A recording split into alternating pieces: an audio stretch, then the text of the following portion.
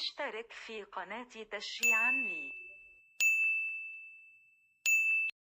السلام عليكم متابعيني الكرام. اليوم بدي أقدم لكم طبق باذنجان متميز بالشكل والطعم. تابعوني للأخير لمعرفة التفاصيل. أول شي نبدأ بعمل الحشوة. أنا عندي لحمة ناعمة هون بقلبها بزيت نباتي، وأنا دائما بقول كمية اللحمة حسب الرغبة. يعني أنا ما بدي قيسها بكام جرام، أنا بدي حط حسب رغبتي لحمة. بعد ما قلبت اللحمة بحط بصلة مفرومة أنا مجهزتها، مفرومة ناعم، وبقلبها مع اللحمة حتى تنشف مية اللحمة والبصل مع بعض، بيعطوني طعم كتير متميز. بعدين بحط البهارات، بحط ملح، بحط بهارات اللحمة بتعطيني نكهة متميزة إذا وجدت. كمان بحط فلفل أسود، وبضيف جوزة الطيب، وبضيف بقدونس، وبقلبهم مع بعض.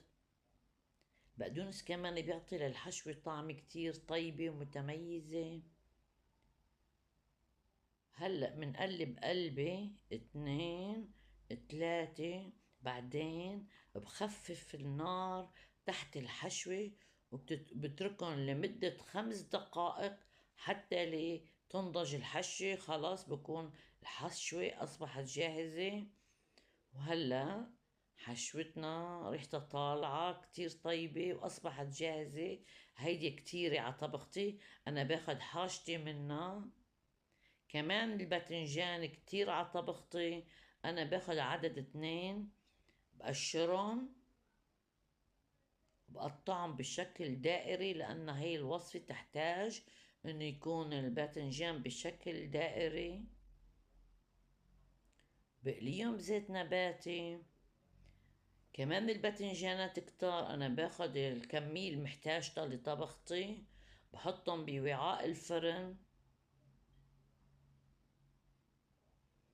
وبحط على كل باذنجانة الحشوة.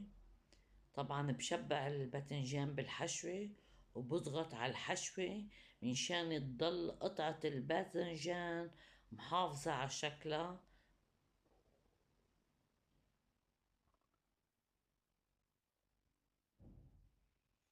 صدقوني كتير كتير طيبة، اعملوها لأنها سهلة وسريعة وطيبة ومتميزة.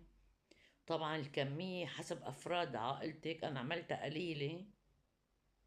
بحط بعد الحشوة طبقة باذنجان أخرى،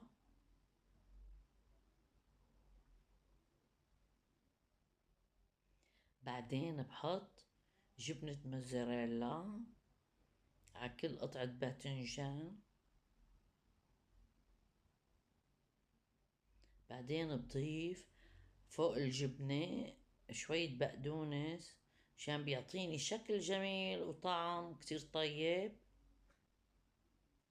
وهيك الوصفة شفتوا مسهلة، سهلة وسريعة، خلصت.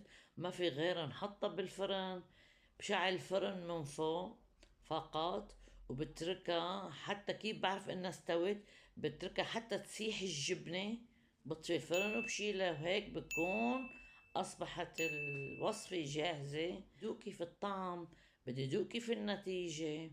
صدقوني النتيجة خيال، رهيبة، خرافية. ليش؟ لأنه الجبنة السايحة عم تختلط مع الباذنجان.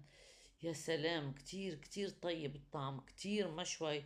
بتمنى تجربوها، بتعطوني رأيكم بالتعليقات. هيك وصفتي خلصت. لا تنسوني إعجاب، تعليق، اشتراك. مع تحيات قناة كل وتهنى مع إيم.